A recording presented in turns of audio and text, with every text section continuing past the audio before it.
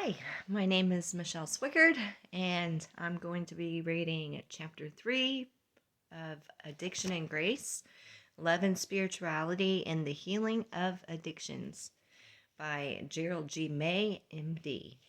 Forewarning, if you've already watched the other videos, you know I have a hard time pronouncing some words, so just bear with me. Okay, I'm having a little bit of a difficult day. I'm in quite a bit of pain, but it'll be okay, right? So, chapter 3 is mind, the psychological nature of addiction. Oh, man. There's a general tendency of our mental apparatus. It seems to find expression in the tenacity with which we hold on to the sources of pleasure at our disposal, and in the difficulty with which we renounce them. And that is Sigmund Freud. Addiction attacks every part of what Freud called our mental apparatus. Subjectively, however, the attacks seem to focus on two primary areas: the will, which is our capacity to choose and direct our behavior, and self-esteem, which is the respect and value with which we view ourselves. Addiction splits the will in two, one part desiring freedom and the other desiring only to continue the addictive behavior. This internal inconsistency begins to erode self-esteem. How much can I respect myself if I do not even know what I really want? The greatest damage to self-esteem, however, comes from repeated failures at trying to change the addictive behavior. Even if I do feel clear about what I really want, I cannot make myself behave accordingly. I seem to be honestly out of control, yet, in all truth, I have only myself to blame. This failure can decimate my self-respect. In some other culture, in a society that reveres the mystery of human nature more than ours does, such failures at self-mastery might not be so devastating. They might even be seen as affirmations of one's essential connectedness with the rest of creation and of one's essential dependency upon the Creator. But in modern Western society, we have come to see ourselves as objects of our own creation. When we fail at managing ourselves, we feel defective. The best way to understand this devastation of will and self-esteem is to examine the actual experience of people who have suffered major chemical addiction. The mind's battle to deceive itself, with all its insidious tricks and strategies, can be fully appreciated only by people who have suffered such life-threatening addictions. Yet, as they describe their experience, we sense something with which we can all identify.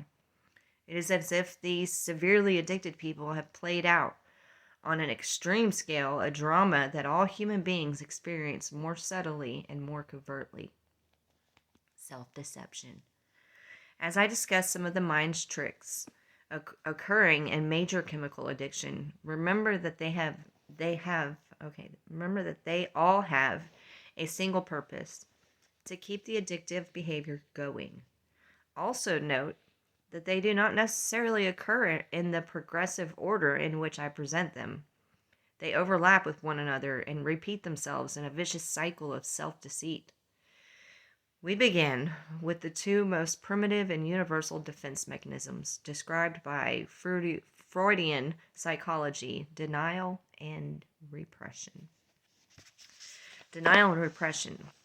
During the early stages of the development of chemical addiction, the conscious mind studiously ignores or rejects any signs of increasing use of the substance. Not only does the person not recognize that a problem exists, she doesn't want to think about it. She doesn't see any reason to even consider it.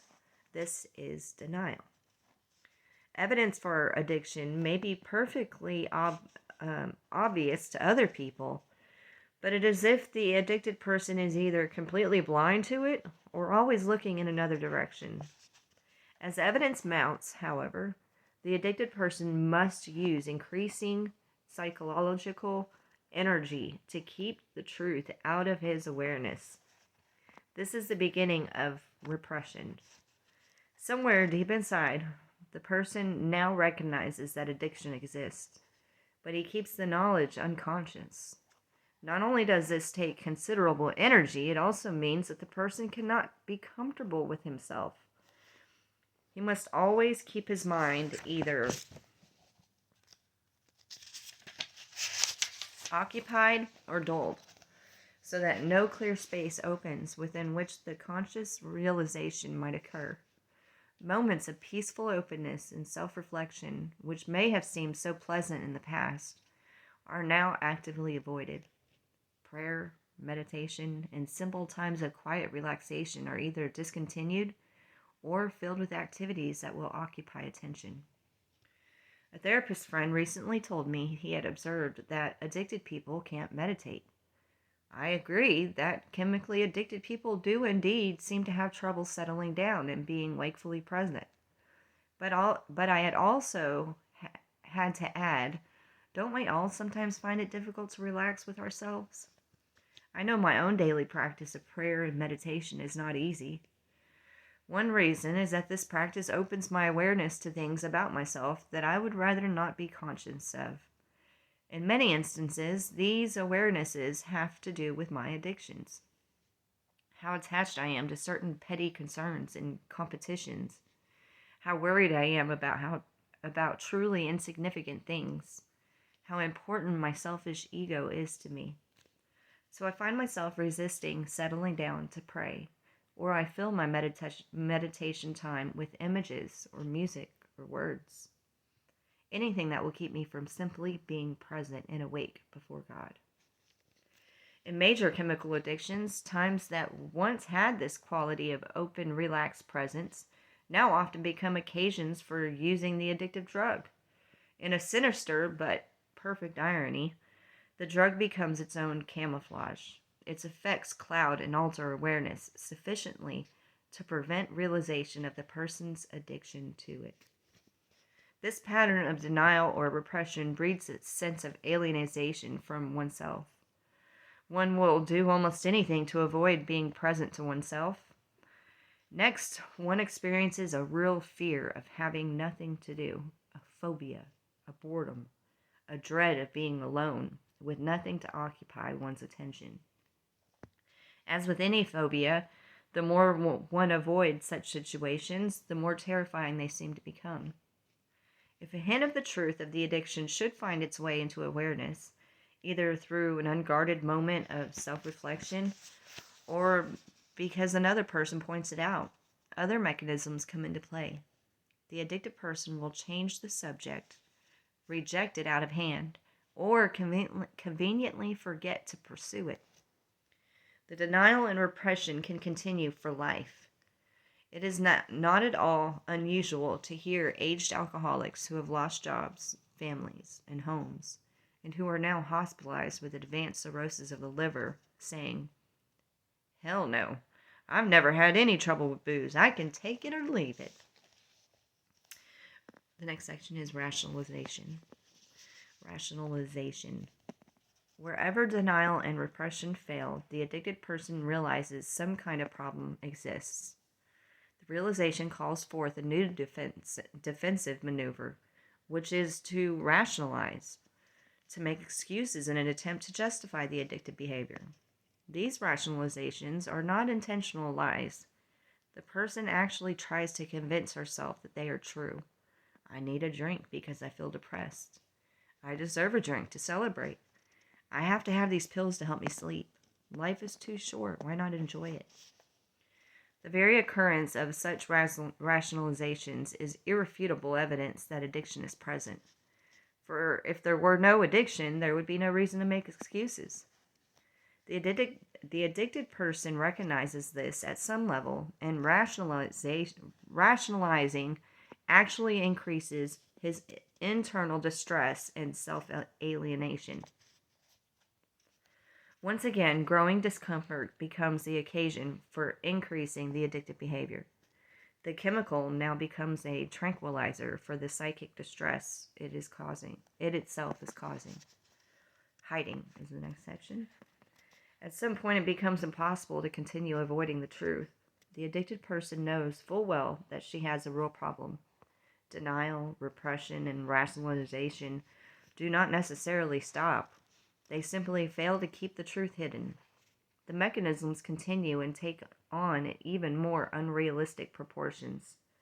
But since hiding the truth from oneself is no longer as effective, it becomes increasingly important to hide it from other people. Now the addictive behavior becomes more secretive. The person may hide bottles and consciously lie. In addition to self-alienation, he experiences a growing isolation from other people. There is a sense of harboring a dark secret, the revelation of which would be unbearable. Although self-esteem has been being subtly eroded all along in this process, now a depressive, guilty, self-disparaging atmosphere pervades nearly everything the person does. To compensate, the addicted person must put on a mask of competence, lightheartedness, and good humor. His charades can be very effective at fooling others, but internally they only intensify feelings of inadequacy and lack of integrity. Delaying tactics. In virtually every major addiction, there comes a time when one resolves to master it. The addicted person decides to quit. I've really got to stop. I just need a little bit more discipline and willpower. Sensing an impeding frontal attack upon its addiction, the mind comes up with the most cunning, inventive strategies possible. The more creative and intelligent the person, the more agonizing this process will be. The mind will suggest perhaps that it is not wise to rush into such things. I need to think this through and decide carefully when and how to quit, and what my reasons and strategies will be. If this delaying tactic works, the mind can simply forget what it planned to think about. Then, when the memory does come back, the delay can happen again. I simply must figure out how I'm going to stop. The resolving to resolve stage can effectively prohibit any real action from taking place for years at a time. Oh, Lord. Other procrastinations include looking for an ideal time to stop. I'll wait until Lent. It would be a good spiritual discipline. I can't stop yet because it will make me anxious and irritable for a while, and I have all this important work to attend to. I'm really not feeling well enough right now. Maybe I should pray about it, and God will show me when and how to quit. The next time I have a blackout, that will be the sign that it's time to quit. The mind is infinitely ingenious at complicating the process of quitting, when what is needed is direct, clear-cut refusal to perform the addictive behavior. The mind invents such convoluted and entangled complications that the addicted person finds himself thrashing about helplessly in an ocean of details. After a while, the person may recognize some of these delaying tactics for what they are, but they are never all recognized, for the mind is endlessly inventive. It always has another, more subtle trick up its sleeve. When the person realizes that it is time to put up or shut up, the delay continues. Of necessity, they also become more ludicrous. Tomorrow is D-Day. Tomorrow I'll quit. Just one more fix and that will be the last. What I'll do is go and drink until I get sick of it, and then I'll really want to quit. Well, this is it. I'm going to quit. This is the red letter day. I'll have a drink to celebrate. If the person makes it through these deceptions to the point of authentically deciding to quit, a profound sense of terror will arise at the prospect of relinquishing the addictive behavior. On the surface, the fear will seem reasonable, and the addiction has become so much a part of the person's life that its relinquishment feels like death. But it is just another mind trick, another delaying tactic. The truth, of course, is that the person survived quite well before the addiction and could do so again. And then the next section is, I can't handle it. Repeatedly failed resolutions eventually lead to depression and to some kind of admission of defeat. Failure may take either a passive or an aggressive form, both of which help to continue the addiction. In a passive response to defeat, the addicted person is besieged with feelings of shame, remorse, and guilt. This self-hatred may lead to suicidal impulses, but more often the person simply surrenders to the addiction. I give up. I can't handle it. And I'm too tired to even go on fighting. All I can do is accept my addiction and go on drinking. There may be some grace in this admission of defeat, but it is still misperceived by the addicted person. If the person is sophisticated in the language of Alcoholics or Narcotics Anonymous, she's likely to try to convince herself that this, finally, is the rock bottom surrender that will somehow save her. But the higher power to which she is surrendering is not God. It is the addiction itself. The more aggressive response to repeated failure says, to hell with it. This embittered, cynical reaction still has a depressive quality, but it seeks to preserve some vestiges of self-respect by bringing everything in life down to its own sense of worthlessness. Yeah, I may be no good, but neither is anyone else. Who cares? What difference does it make? It's not worth it. I'm going to do whatever I want because nothing really matters anyway. When performed with finesse, such negativity can convince the addicted person that he is engaging in revolutionary rhetoric or philosophical nihilism. But just like the passive response, it is simply another ploy to continue the addiction.